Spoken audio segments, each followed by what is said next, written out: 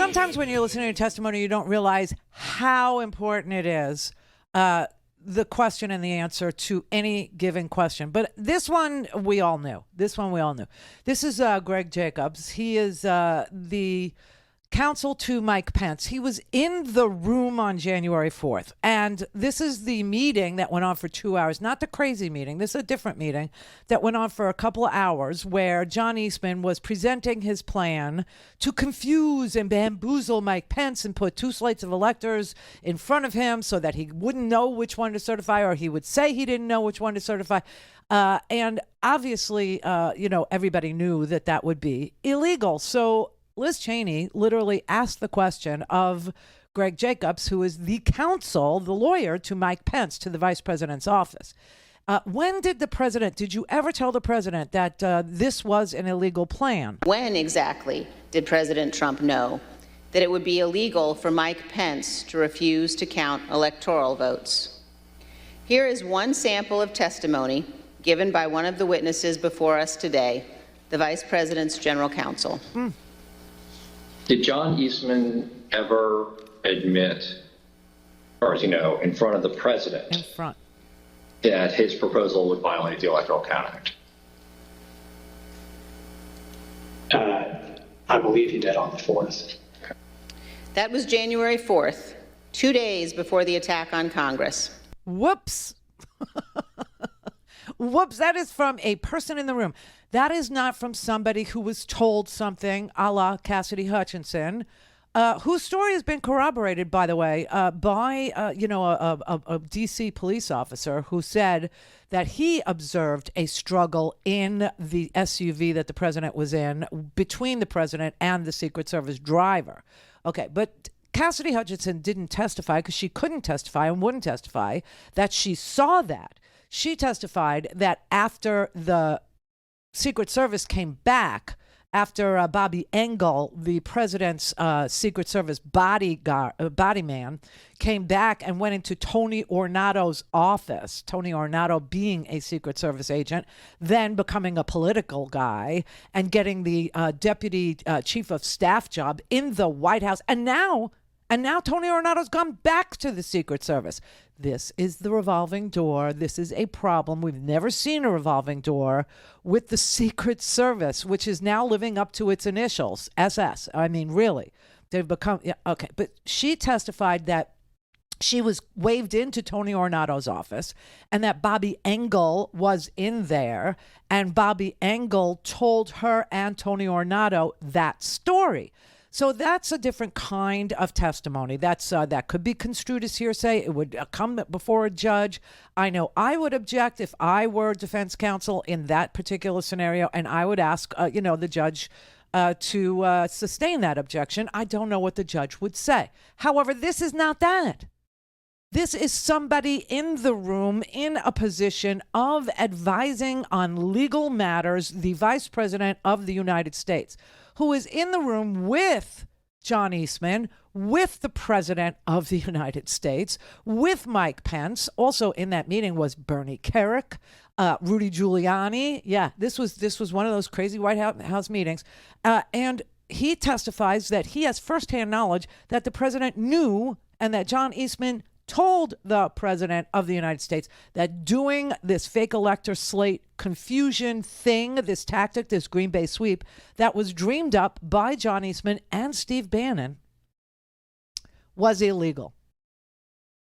That is different testimony, okay? And Greg Jacob, the counsel to the vice president, also testified that John Eastman concluded with him because they gamed it out, just giving him, a little bit of, what if, just a little room to think it through. John Eastman agreed with Greg Jacobs that the Supreme Court would reject it 9-0. Mr. Jacob, you discussed and even debated this theory at length with Dr. Eastman. Did Dr. Eastman ever tell you what he thought the U.S. Supreme Court would do if it had to decide this issue? Yes. We had an extended discussion, an hour and a half to 2 hours on January 5th.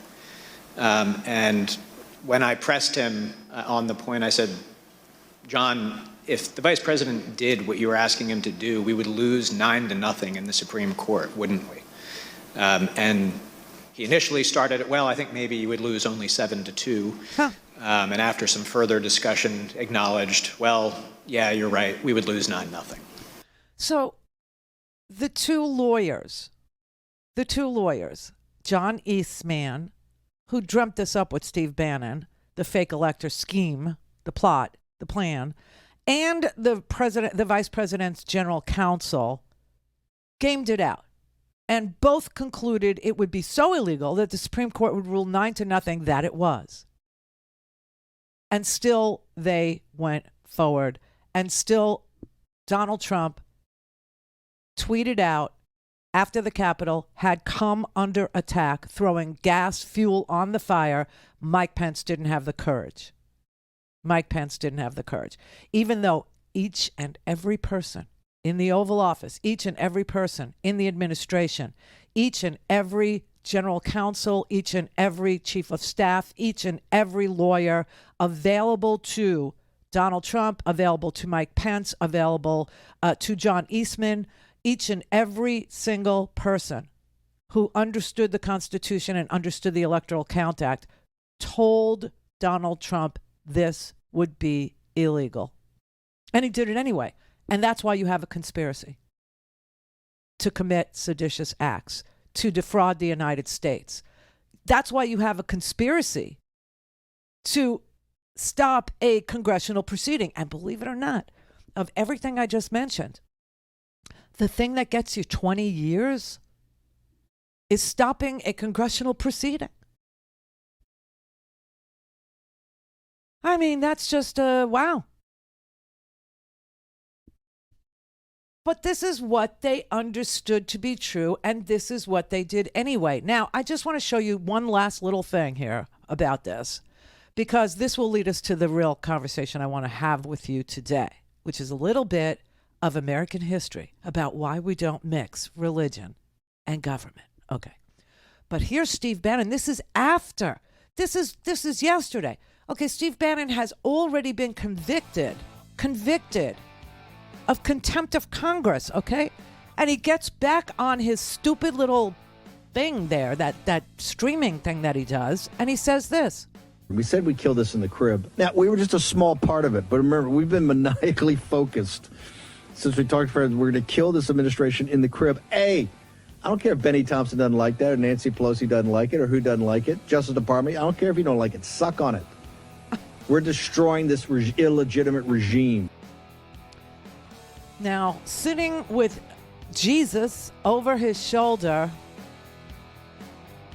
he bears false witness and continues to tell an audience of sycophants and cultists that Biden is illegitimate and he doesn't give a damn. The Justice Department can suck on it. He's a maniac. Want to hear more on your schedule? Go to randyrhodes.com and buy a stinking podcast.